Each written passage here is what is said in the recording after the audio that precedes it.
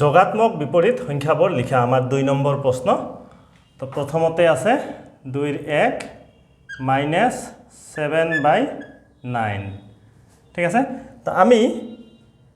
-7/9 ৰ যোগাত্মক বিপরীত লিখিব লাগে। যোগাত্মক বিপরীত আমি বিধি যেতিয়া পড়িছিলো বিধি পড়তে আমি এটা বস্তু চাইছিলো যে কোনো এটা সংখ্যা পরিমেয় সংখ্যা যদি a হয় এর যোগাত্মক বিপরীত কি হয় -a হয় না এর যোগাত্মক বিপরীত -a গতিকে ইয়াত আমাৰ a কোন আছে -7/9 গতিকে ইয়াৰ বাবে -7/9 হ'ব এই মাইনাস মাইনাস পূরণ হৈ প্লাস হৈ যাব গতিকে এটো কেবল 7/9 থাকিব ঠিক আছে। কেবল যোগাত্মক বিপৰীতৰ এইটো মনত ৰাখিবা a এর কারণে -a ইয়াতে a হল -7/9 তার মাইনাস হবো এটা 2 নম্বরটো আহা 2 নম্বরটোত কি কৈছে 3 3 ৰ যোগাত্মক বিপরীত এবার a হল আমার 3 যোগাত্মক বিপরীত 3 হলে 3 যদি a হয় মাইনাসে কিমান হ'ব -3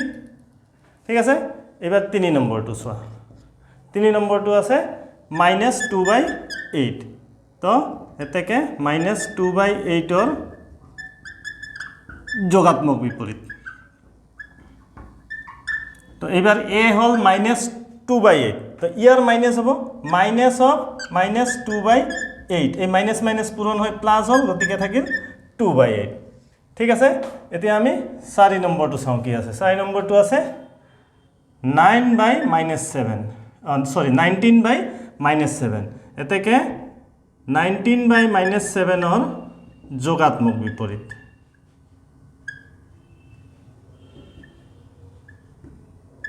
কি হবো -19/-7 হয় না তো এতিয়া এই মাইনাস মাইনাস পূরণ হবো প্লাস হৈ যাব তো 19/7 থাকি যাব। 5 নম্বরটো কি কৈছে আমাক -a/c এতেকে -a/c ৰ যোগাত্মক বিপরীত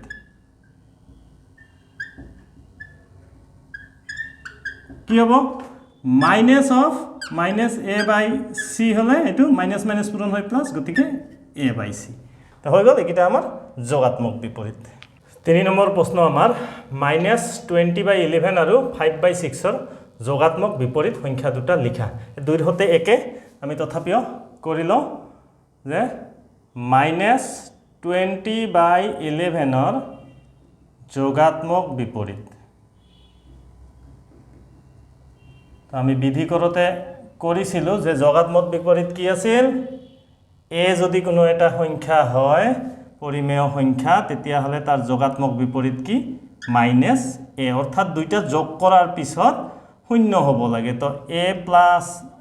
a মাইনাস a এটো মাইনাস হৈ গল a মাইনাস a 0 হৈ গল হয় না তো গতিকে a হলে তার যোগাত্মক বিপরীত মাইনাস ইয়াত আমার a কিমান -20/11 গতিকে এইটুক আকৌ মাইনাস কৰিব লাগিব -20/11 মাইনাস মাইনাস পূৰণ হব প্লাস হব 20/11 তো তোমালোকে প্ৰমাণ কৰি চাব পাৰা -20/11 +20/11 দুইটা একে আছে কাটি কাটি কৰি দিয়া নহলে দুইটা লসাগু লোৱা সেই একে শূন্যই ওলাব এটো শূন্য ওলাই যাব ঠিক আছে। এবার আমার 5/6 ৰ যোগাত্মক বিপৰীত 5/6 ৰ যোগাত্মক বিপরীত কি হবো -5/6 শেষ a আছে -a তো 3 নম্বৰ শেষ আমাৰ।